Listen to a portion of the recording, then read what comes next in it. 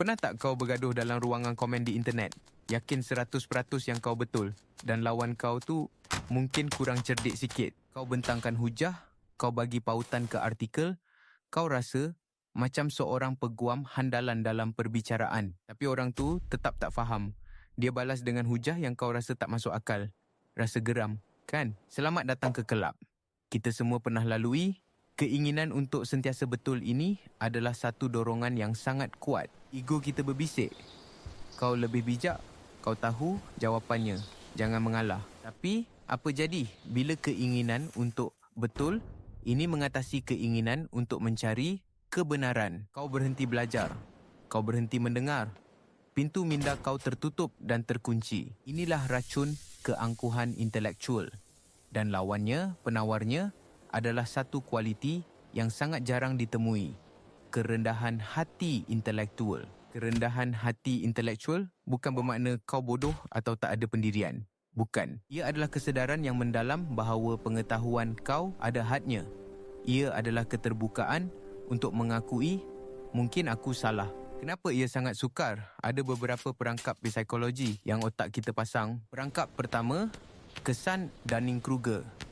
Ini adalah satu fenomena yang kelakar tapi benar. Secara ringkasnya, orang yang paling tidak cekap dalam sesuatu bidang selalunya yang paling yakin mereka pakar. Mereka tak cukup tahu untuk sedar betapa sikitnya yang mereka tahu. Sebaliknya, pakar sebenar sering meragui pengetahuan mereka kerana mereka sedar betapa luas dan kompleksnya bidang mereka. Perangkap kedua, bias pengesahan, confirmation bias. Otak kita secara semula jadi mencari maklumat yang mengesahkan apa yang kita sudah percaya. Kita baca artikel yang kita setuju, kita berkawan dengan orang yang berfikiran sama dan kita menolak data yang bercanggah. Ia mewujudkan satu ruang gemak di mana kepercayaan kita menjadi lebih kuat bukan kerana ia benar tetapi kerana ia tidak dicabar. Perangkap ketiga, identiti kita terikat dengan kepercayaan kita. Apabila seseorang mencabar kepercayaan kita, ia rasa seperti satu serangan peribadi. Membela kepercayaan itu samalah seperti membela diri sendiri. Mengaku salah terasa seperti mengaku kalah sebagai seorang individu. Jadi, bagaimana kita nak keluar dari perangkap-perangkap ini?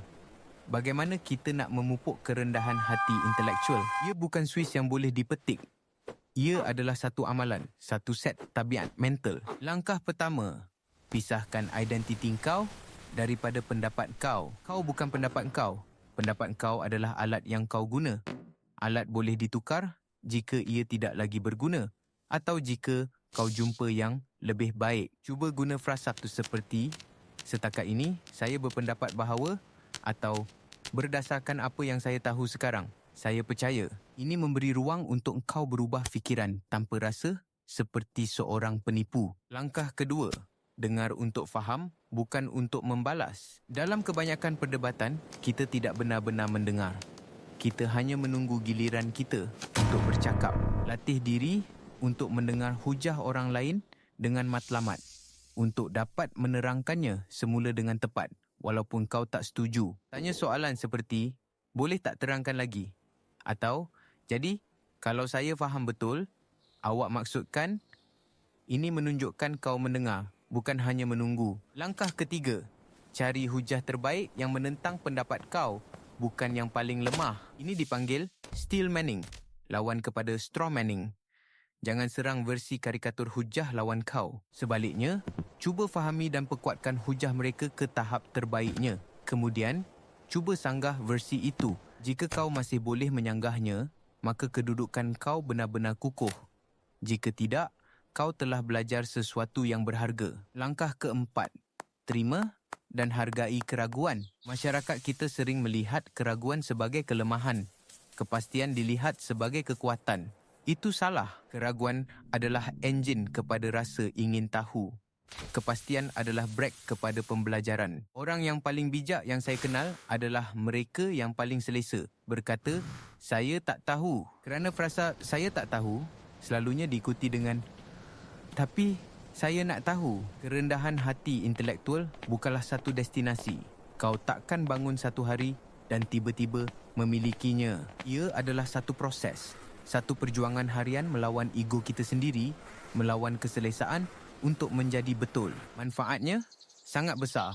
Hubungan kau akan jadi lebih baik kerana orang akan rasa didengari. Keputusan kau akan jadi lebih baik kerana ia berdasarkan realiti.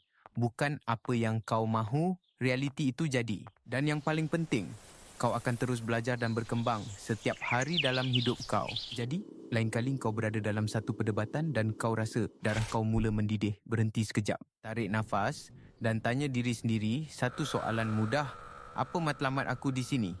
Untuk jadi betul atau untuk sampai kepada kebenaran? Pilihan itu mungkin kualiti yang paling bijak sekali.